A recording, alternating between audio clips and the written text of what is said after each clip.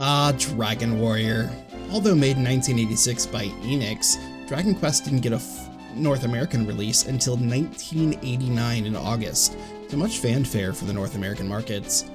With a full-color 12-page spread and a complete 36-page strategy guide printed in Nintendo Power magazine, it was no wonder that this game caught the attention of many gamers right from the start. This is a massive game, so let's get right into it.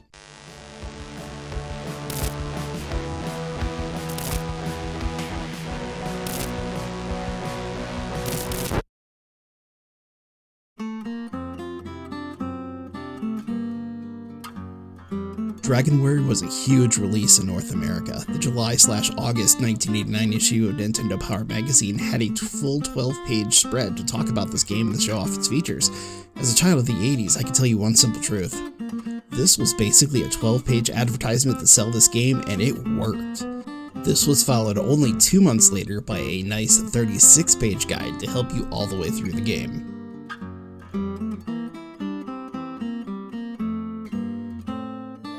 My personal history with this game spans back to the original NES version, where my friends and I took turns playing the one copy that we had. Each of us had our own experiences and a lot of fun, but where my friends moved on to Dragon Warrior 2 or even 3, this entry would be the one that I like and stuck with. I will have to take a deeper dive into Dragon Warrior 2 or 3 at a later date, as those stories are supposed to be fantastic. I bought this game no less than 4 times in my life. I bought this on the NES, on Android, on iPhone, and on the Switch. And I played them all the way through on each of those systems. On the Switch, I maxed out my character level. This playthrough, however, for time constraints, and so I don't have to put a bunch of wear on my old NES system, I've decided to emulate. This will allow me to do some save states, and that way I don't go crazy in the middle of recording and when I need to walk away.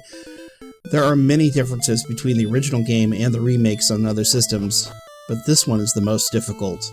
This game's story is pretty straightforward. You are the descendant of Erdrick, the hero from a bygone era that has defeated the Dragon Lord and his minions. Now you are called into service to defeat the Dragon Lord as he has come back.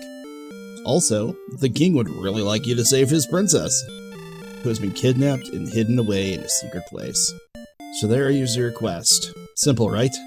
The quest sounds deceptively simple, and unfortunately is not as easy as it seems. This quest is an overarching story that will drive you to save lands for king and country. The king believes you are the descendant of Erdrick, but you will need to prove your worth to others, it seems. You will meet several people on your journey that will ask you to prove your lineage. Before this, however, it's time to train. Mechanically speaking, this game has 2 parts, exploration and training montage. You will need to level up before venturing out too far from the first town, but you'll be amazed how quickly that the grind will produce levels and money. At first, the slimes will overwhelm you, but by level 4, they're hardly a challenge anymore. As you move up in new areas, fighting new enemies and collecting more money, you'll be able to buy better equipment. And this is the duality of leveling in this game. The other aspect of this game was to explore. If you're going to attempt this without a guide, may I suggest to you one little thing. Don't. This is not Zelda, and you will not eventually figure it all out. The hidden items are out there, and they all have a purpose, but they don't often give you complete clues on how to get them. So maybe a light guide telling you where those items are, but not showing it to you on a map might be the best part.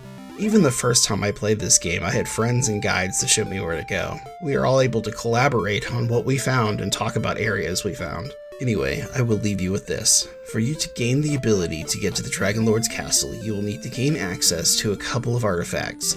These artifacts are being held by wise men. These keepers await the descendant of Erdrick, as they may entrust these items to him. To collect one of the items, you will need a magic key. This key will open the door in the castle and will let you take you straight to the basement. This wise man requires no proof that you are the descendant. He will give you the stones of sunlight. The keeper of the Staff of Rain is not so trusting, and he requires proof. He will send you on an additional quest to obtain the Silver Harp. The Silver Harp is in a dungeon. This dungeon is located in the town of Garenhem. You will need a magic key to open the door and get into the Tomb of Garen. To obtain magic keys, you will need to travel far off to the town of Ramildar. These enemies are tough around this town, and I recommend leveling up and getting better equipment before heading out. Alright, as you've been seeing on the footage that I've been playing in the background, I like to start with a club and then a dragon scale. This gives me some armor, a weapon, and some gold in case the first slime is unusually hard to defeat. I will be running into the inn every few fights and paying the 6 gold initial fee to actually heal all the way back up. By level 3, you should have heal, which allows you to stay out longer and fight Drakeys, and at level 4, you'll get the spell Hurt. Now we're in business, and we can use that to take on larger enemies and give us more of that precious money for the hand axe. At 560 gold, it is going to be a grind, and you may want to also spring for the leather armor in between just to get a little less damage taken. That should be enough to get you started. To see a full playthrough, come on over to the Patreon. It'll be out there about 2 weeks before coming to YouTube. What the hell am I doing? I do want you to go to Patreon. I would love for you to support me and my channel, but perhaps it's better if I just give you everything on YouTube and hope that you go support my channel out of the kindness of your heart without having to give you anything extra, only $1 to join. Anyway, let's get to a really good tutorial of this instead of just this slight overview that I've done in a 6-minute video. Let's make this thing a little longer and give you everything you need to thrive in this game. The first thing I'd like to tell you about is that your name will affect your stats. Now, my name, Galthim, unfortunately gives me a base stats, 14 hit points, 4 and 4, and all that good stuff. It's not the great stats, but it will be sufficient for gameplay.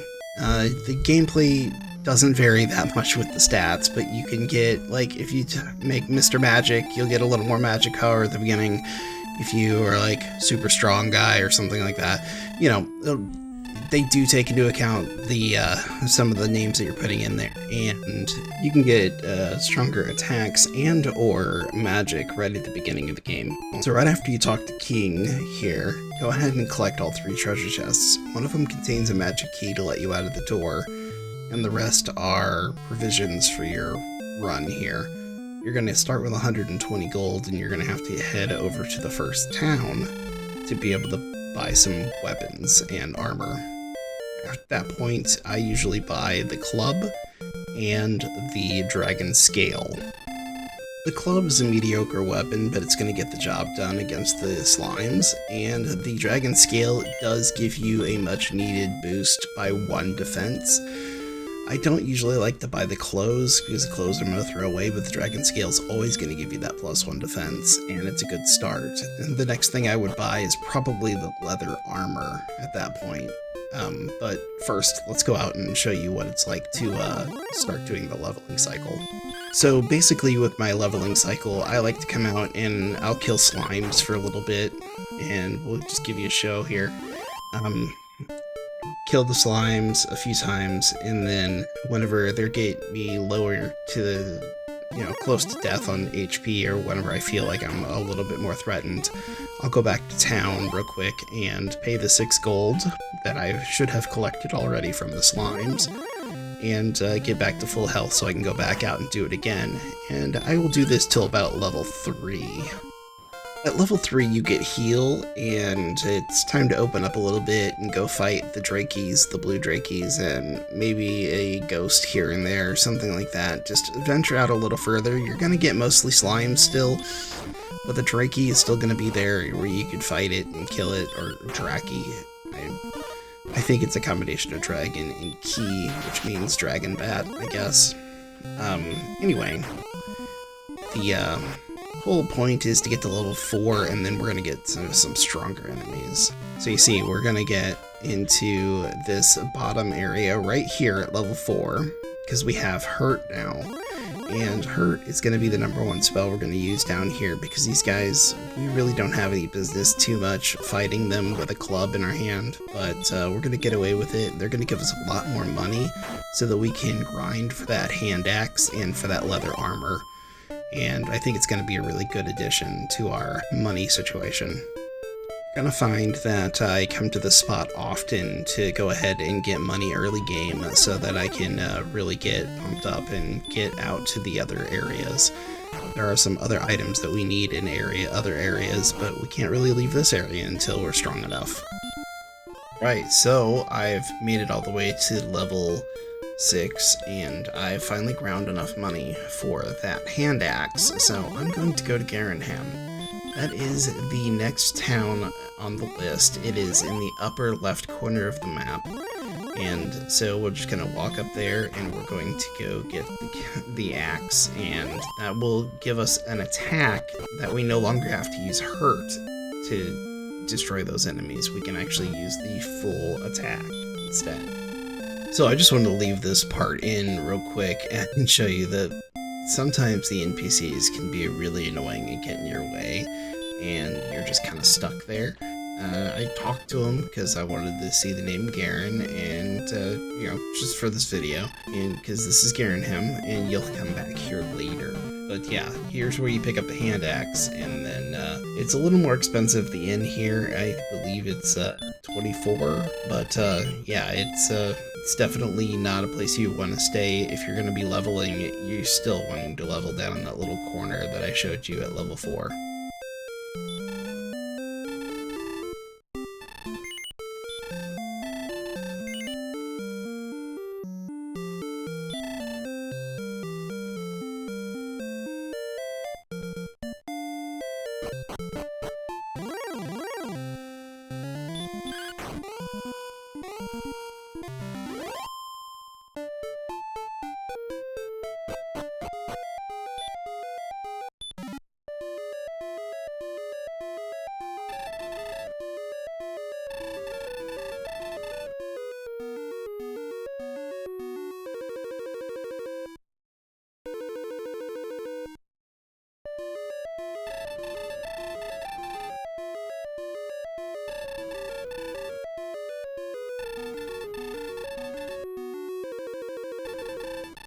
Just as a reminder, this game is a full-on grind. So what I did is went back down to that spot where I was grinding at level 4, and I grind all the way up to level 8. Now it's time to go ahead and run to the next town. I believe the town is called Kol, K-O-L, and it only has one special thing. It is the fairy flute. You're gonna need this at one point, very far into the future, to do something completely different and put the golem to sleep so you can take it out. But we'll get there in a little while. The town of Kol is located northeast of the starting area, and it's also not too far away from your first wise man, who is to the west of town. And here he is. He proposes a test where you have to get the silver harp, and he will give you the Staff of Rain. Unfortunately, the silver harp is under lock and key in the tomb of Garen and Galthim, so we will have to get a key for this to work out. Keys are pretty easy to obtain. You just have to get to Rimuldar, and to get to Rimuldar, it's quite the trek, because there are treacherous enemies abound, and there's poison swamps, and there are desolate caves. Lovely. Anyway, it's a short jaunt, and if you're brave enough to make it, and at level 8 I think I might be, we can get some keys. Fortunately, you do have another trick up your sleeve by the time you get to level 8, and that is a spell called Sleep. You can sleep the wolves pretty easily and take them out. It just takes a few hits. They will wake up sometimes and hit you, and it hurts, so be aware of that. But getting to town is not too difficult if you could use that spell wisely and run when you can. Just make sure that you're getting to town, and once you're in town, definitely go to the inn. It's worth it.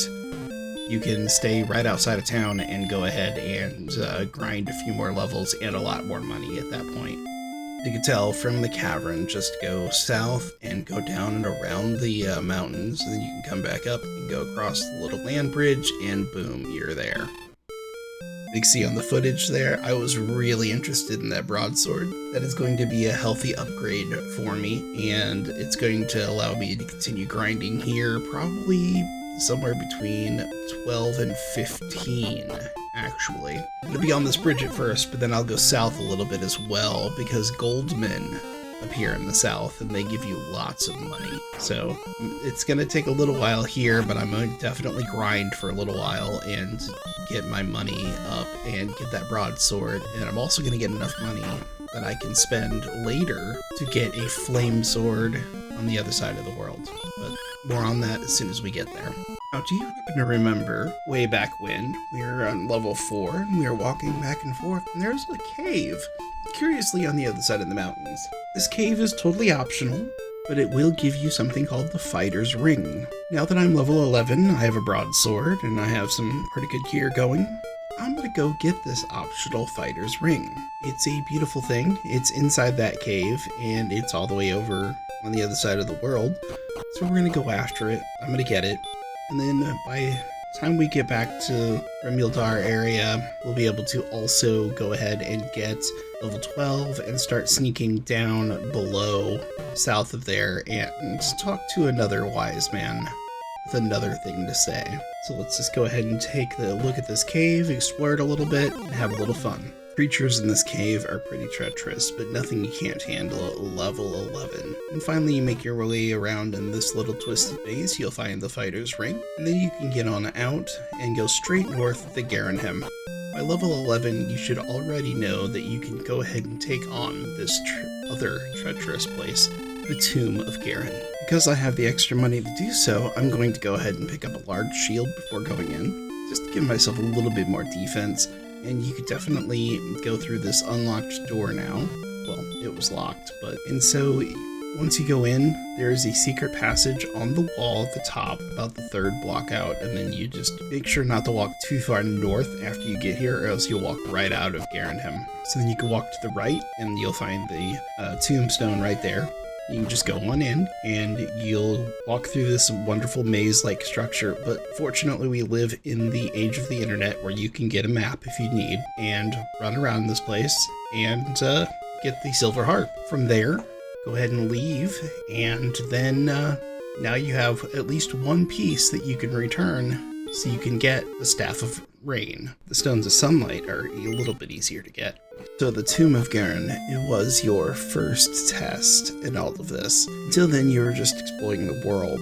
So now that you've gotten the silver harp, you can take it back to your wise man, and he will allow you to get the Staff of Rain. Now that you have the Staff of Rain, you truly are on the warrior's path, the hero's path, getting all of the items together so you can go defeat the Dragon Lord. But wait, what about the princess?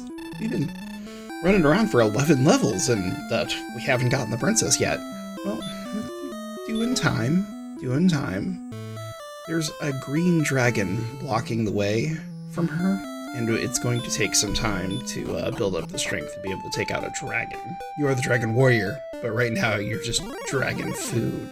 Anyway, now that you have that, it is time to go and get the Stones of Sunlight, and it is time to get more keys and more grinding so you can gain some levels. So here we go. Fun stuff. Fortunately, I lost all the footage that it takes for the Stones of Sunlight, but that's okay. You walk into the castle, you make a left, and you go up and around, unlock the far door, and then you follow the right edge of the screen all the way down, and you'll find the basement, and then you'll be able to get the Stones of Sunlight pretty easily from that man. That is all you need to know.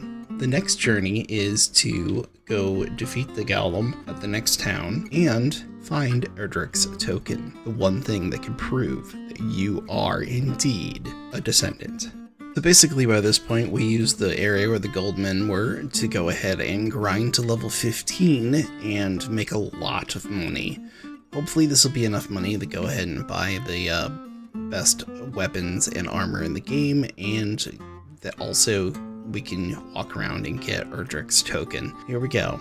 I'm going to show you the path. It's all the way to the left of the world and then all the way down. Once you are on the lower part of the continent, you go ahead and move back to the east and you'll arrive at Cantlin. But wait, there's more. Guess what is standing in your way of getting into Cantlin? It is a giant golem. Fortunately, we do have something for this. The golem is highly susceptible to falling asleep whenever a fairy's flute is played.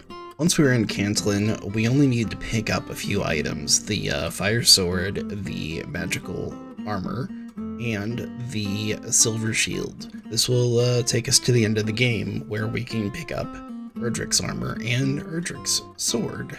Because I don't have Gwendolyn's love quite yet, I wasn't able to figure out the coordinates for the Erdrick's token, so I'll have to go back and get it later. For now, I'm returned to the castle. I'm going to save, and I'm going to head out to go ahead and get that wonderful princess saved and, beat the green dragon and get her back to her rightful spot. Right, the princess was hiding in plain sight the entire time. The cave that makes a canal over or underneath the entire riverway there, it happens to be the place where the princess is caught and trapped. So this time we're going to go take her a different path, and we're going to find the green dragon keeping her hostage.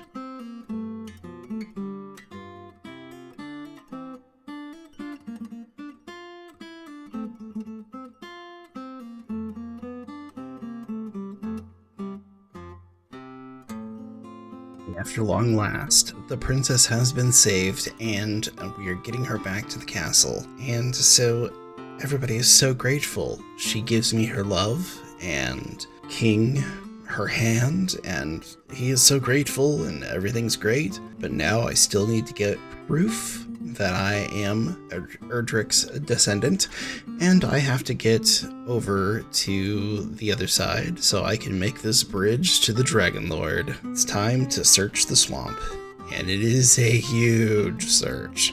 So this is back down in Cantlin. If you go down south all the way again and go across the bridge and go over to where Cantlin is on the northern side, underneath it there's a giant swamp, and that's where I'm going to find Erdrick's token. After a long search, I finally found it, but it took probably 15 minutes for me to find it, and it's not that many squares there, so I was checking squares over and over, but I was also getting attacked, so I didn't really kind of connect, oh, did I check the square or not, kind of thing. So yeah, it was kind of crazy. Right, the town right there is Hawkness. It's the town where we're gonna get Erdrick's armor. It is no longer a town, but instead a dungeon, and it's a short dungeon, but going over by the blacksmith supposed area is where we're going to go ahead and find our Erdrick's armor, but we have to fight an armored axe knight for this. So, here it goes.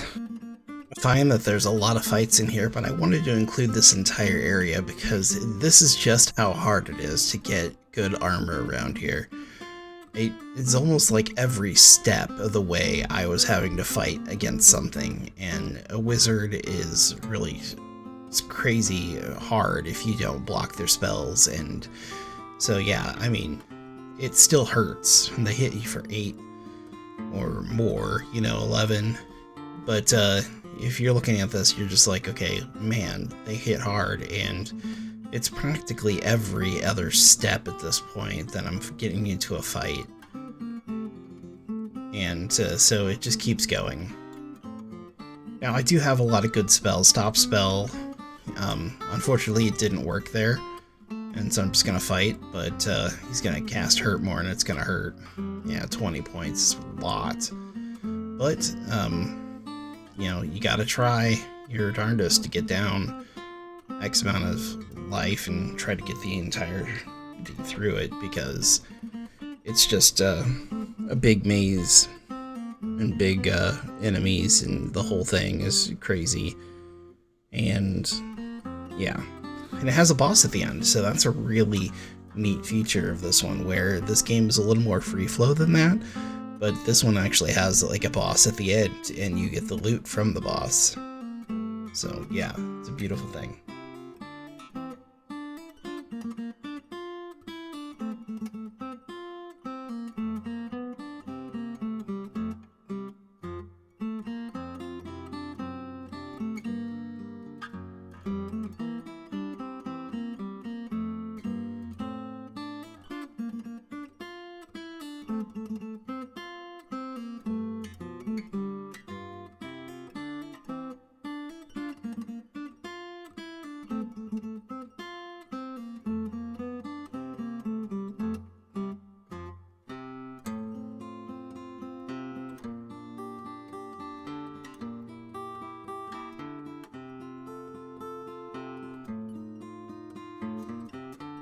So unfortunately, the next part of the game is something that I have recorded, and somehow it got recorded over or deleted somehow.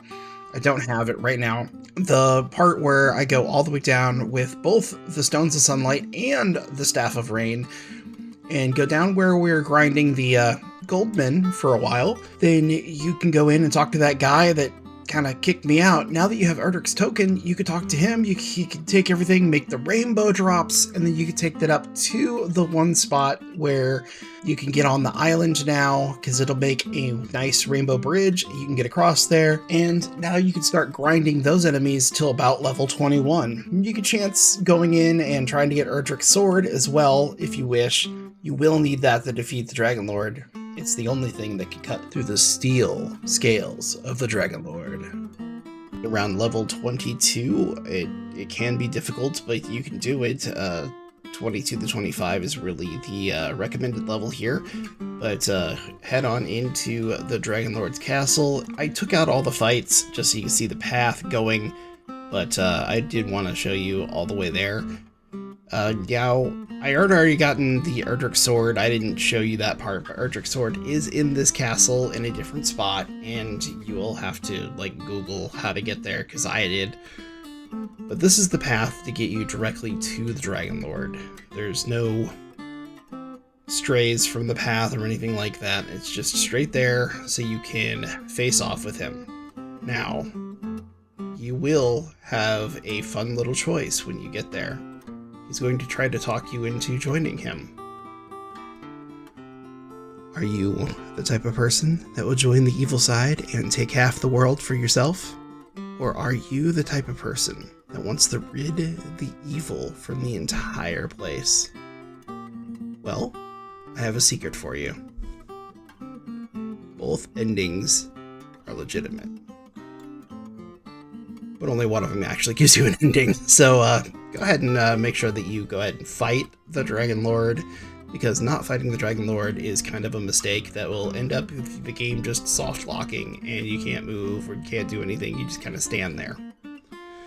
So after the entire quest, he asks you this question. You can literally say, yeah, I'll join you, and then the game just stops. Don't do this, because then you'll have to go through the entire thing again. Not the entire game, just the entire, since your last save anyway, because you'll have to hit reset. So don't. Just don't.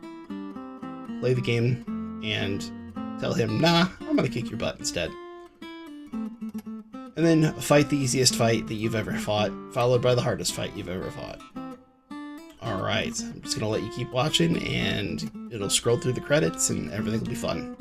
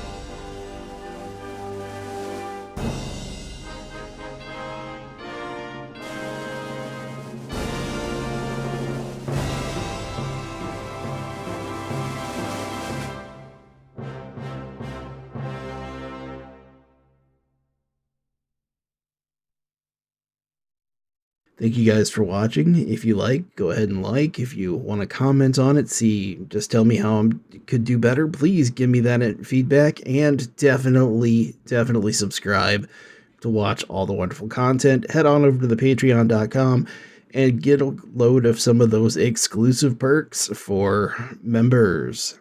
All right. Until next time, stay up, stay safe, game on.